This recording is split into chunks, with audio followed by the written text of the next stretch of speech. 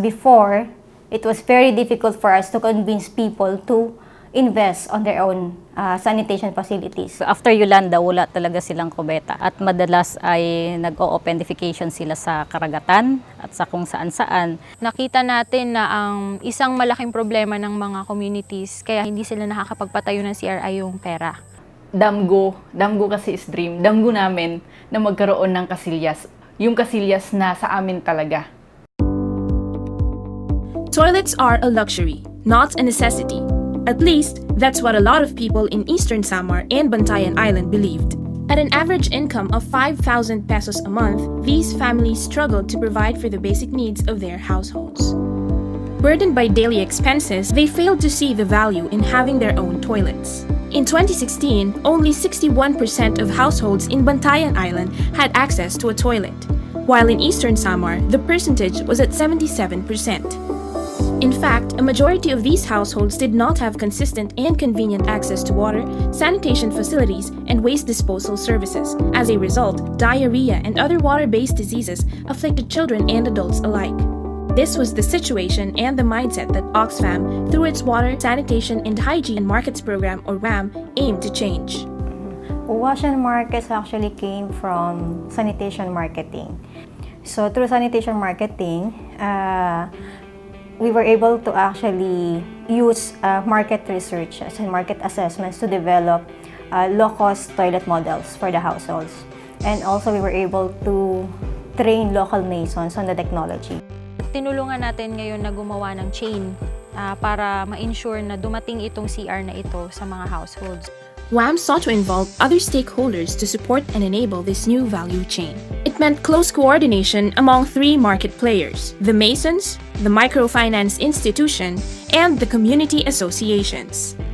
In Bantayan Island, for example, the partner microfinance institution for OXFAM was Cebu People's Multipurpose Cooperative, or CPMPC, while the community associations were the Department of Social Welfare and Development's Sustainable Livelihood Program Associations, or SLPAs.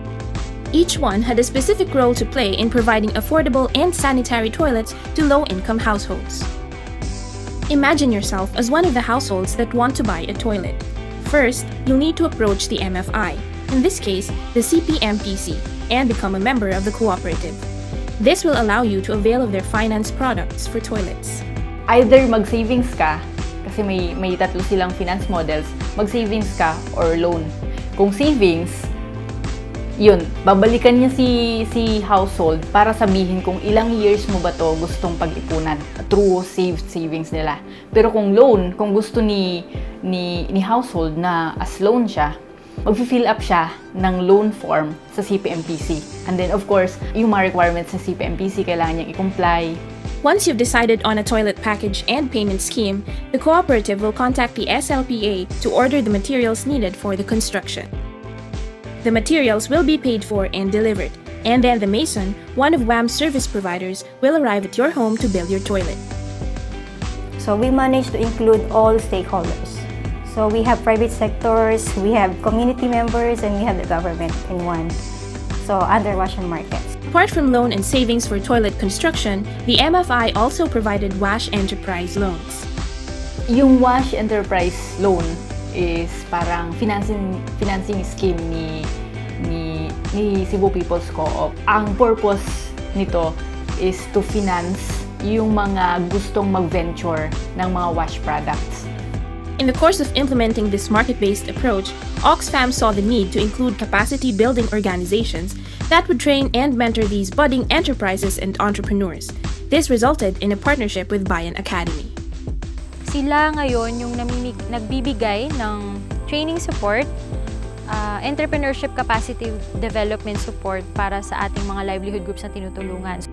Through training and development, OXFAM was able to include and empower more people in the WASH industry, even those who were previously excluded from the scene. Yung challenges is mayroong mga babae na train na sila in masonry and carpentry and meron na silang certificates before or accreditation from TESDA pero wala silang courage or confidence na ilabas yon. Nagtrabaho ko ng ganito kasi gusto ko makatulong sa pamilya, sa anak, panggasto pang araw-araw. Dapat magsanay din kayo tulad sa akin na maging isang mason. Kasi ang babae kaya naman maging isang mason. Kasi akala ko noon lalaki lang ang pwede maging mason. Yun pala kayang-kaya naman ng babae. In terms of building toilets, OXFAM was able to come up with 18 low-cost models that people could choose from, complete with substructures and superstructures. What's more was that the finance model set up by CPMPC and OXFAM attracted a large number of members who felt they could finally afford their own toilets. Si Bayan Academy ang nag-develop ngayon ng ating website. It's a website about the toilets. So, ang pangalan niya ay Casillas Pilipinas.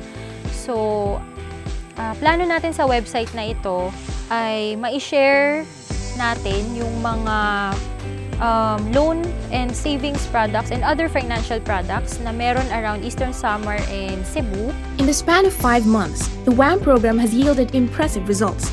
With 1,611 families saving for toilets, 10 approved toilet loan applications, 5 WASH enterprise loans, 13 female masons trained, and 36 masons trained overall. But 5 months is not enough to change everything. While OXFAM has laid down the foundation for better WASH services in these communities, the fate of these fledgling enterprises and the industry as a whole rests on the hands of its stakeholders. The reason why we're doing a market-based approach into WASH is we want to actually have a more sustainable programming for WASH. So we're trying to change the role of the beneficiary from being a recipient of an intervention or from being a recipient of a non-government organization's program into being the catalyst. Though there is still much left to be done, it's safe to say that the WAM program was successful in getting the message across to its target communities. That is, the toilets are a necessity, and it's a necessity they can afford, and in fact, earn from. Sinasabi na nila na, ma'am, at least daw ngayon is may yung damgo nila is makakamtan na talaga nila. Nakita nila na ang isang problema pala ay pwedeng pagmulan ng isang negosyo at pwede nilang pagkakitaan. At hindi lang pagkakitaan, makakatulong pa sila sa ibang tao. Just creating a difference into perspective of different stakeholders.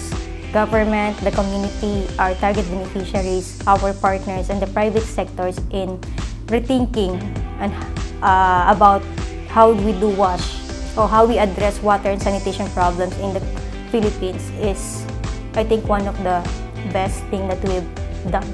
We may not see it right now, but I think it's going to come. This video was produced by Bayan Academy for OXFAM as its partner in micro-enterprise development of WASH-related enterprises and entrepreneurs in Northern Cebu and Eastern Samar.